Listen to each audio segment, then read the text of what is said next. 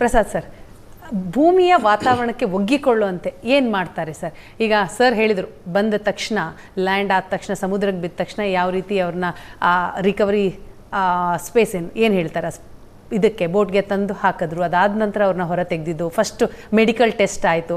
ಅದಾದ ನಂತರ ಈಗ ಅವ್ರನ್ನ ಕಂಪ್ಲೀಟ್ ಟೆಸ್ಟ್ಗೆ ಕಳುಹಿಸಲಾಗಿದೆ ಅಂತ.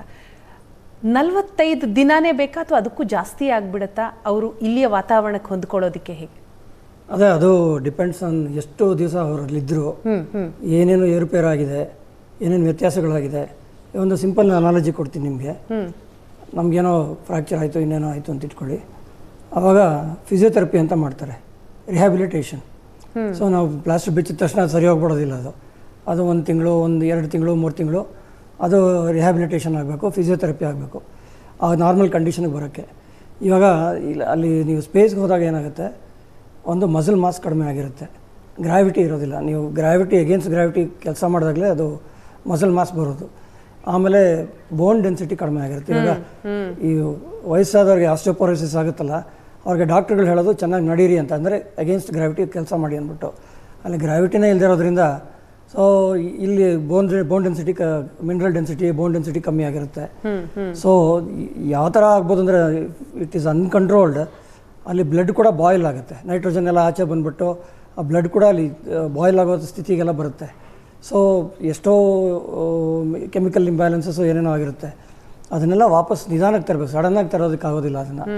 ಅದನ್ನು ಒಬ್ಬೊಬ್ಬರ ಒಂದು ಕಾನ್ಸ್ಟಿಟ್ಯೂಷನ್ ನೋಡಿಕೊಂಡು ನಿಧಾನಕ್ಕೆ, ಡಾಕ್ಟ್ರದ್ದು ಇವರು ಸ್ಪೇಸ್ ಮೆಡಿಸಿನ್ ಟೀಮ್ನವ್ರದ್ದು ಒಂದು ಪ್ರಯತ್ನ ಆದರೆ ಇಂಡಿವಿಜುವಲ್ಸ್ದು ಒಂದು ಪ್ರಯತ್ನ ಇರಬೇಕು. ಸೊ ಹಾಗೆ ಇಬ್ಬರದು ಪ್ರಯತ್ನದಿಂದ ಇಂಡಿವಿಜುವಲ್ ಟು ಇಂಡಿವಿಜುವಲ್ ಸ್ವಲ್ಪ ಚೇಂಜಸ್ ಆಗ್ತಾ ಹೋಗುತ್ತೆ. 40 ದಿವಸನೇ ಆಗ್ಬೋದು ಅಥವಾ ಮುಂಚೆನೇ ಆಗ್ಬೋದು, ಅಥವಾ ಅವರು ಒಂದು ಕನ್ಸರ್ವೇಟಿವ್ ಎಸ್ಟಿಮೇಟ್ ಇಟ್ಕೊಂಡಿರ್ತಾರೆ 45 ಡೇಸ್ ಅಥವಾ 60 ಡೇಸ್ ಅಂದ್ಬಿಟ್ಟು. ಬಟ್ ಅದು 60 ಡೇಸು ಆಗ್ಬೋದು, 30 ಡೇಸಲ್ಲೂ ಸರಿ ಹೋಗ್ಬೋದು. ಬಟ್ ಅವರು ಸರಿ ಹೋಗ್ಬಿಟ್ರು ಅಂತ ತಕ್ಷಣ ಬಿಡೋದಿಲ್ಲ ಅವರು.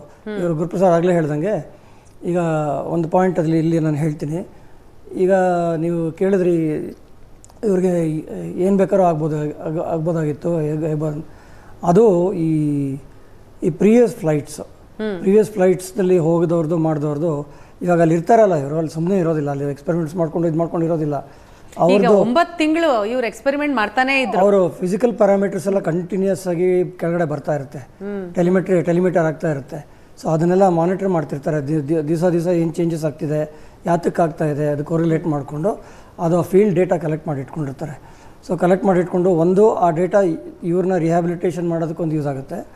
ಇನ್ನೊಂದು ಮುಂದಿನ ಫ್ಲೈಟ್ಗಳಲ್ಲಿ ಹೋಗ್ತಾರಲ್ಲ, ಅದಕ್ಕೆ ಏನಾದರೂ ಮಾಡಿಫಿಕೇಷನ್ ಮಾಡಬೇಕಾ. ಈಗ ಸ್ಪೇಸ್ ಸಿಸ್ಟಮ್ ಅಂತಂದರೆ ನಿಮಗೆ ಅಲ್ಲಿ ಹ್ಯಾಬಿಟೇಷನ್ ಇರುತ್ತೆ, ಅಥವಾ ಇವ್ರದ್ದು ಹೆಲ್ತ್ ಮಾನಿಟರಿಂಗ್ ಸಿಸ್ಟಮ್ ಇರುತ್ತೆ, ಇನ್ನೇನು ಇರುತ್ತೆ, ಅಲ್ಲಿ ಏನಾದ್ರು ಮಾಡಿಫಿಕೇಶನ್ಸ್ ಏನಾದ್ರು ಮಾಡಬೇಕಾ, ಅದನ್ನೆಲ್ಲ ಈ ಫೀಲ್ಡ್ ಡೇಟಾ ಅವಲಂಬಿಸ್ಕೊಂಡು ಮೆಡಿಕಲ್ ಹಿಸ್ಟ್ರಿ ಅದು ಇಟ್ಕೊಂಡು ಮಾಡ್ತಾರೆ. ಸೊ ಇದು it's a long process. But they will make sure ಅದು ಇದಾದ ಮೇಲೆ ಅವ್ರು ವಾಪಸ್ಸು ಇದಕ್ಕೆ ಬಂದಿರ್ತಾರೆ ಅಂತ ಅಂದ್ಬಿಟ್ಟು. So time ತೊಗೊಳುತ್ತೆ. ಆ್ಯಂಡ್ ಇನ್ನೊಂದು ಏನಂದರೆ, ಸ್ಪೇಸ್ ಇಂಡಸ್ಟ್ರಿನಲ್ಲಿ ಇನ್ನೊಂದು ಕ್ವಶನ್ ಕೇಳಿದ್ರಿ ನೀವು.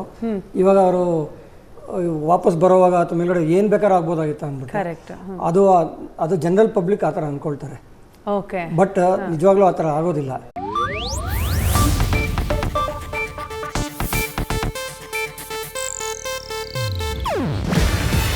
ಇದು ಏಷ್ಯಾನೆಟ್ ನ್ಯೂಸ್ ನೆಟ್ವರ್ಕ್ ಪ್ರಸ್ತುತಿ. ನೀವು ನೋಡ್ತಿದ್ದೀರಾ ಏಷ್ಯಾನೆಟ್ ಸುವರ್ಣ ನ್ಯೂಸ್.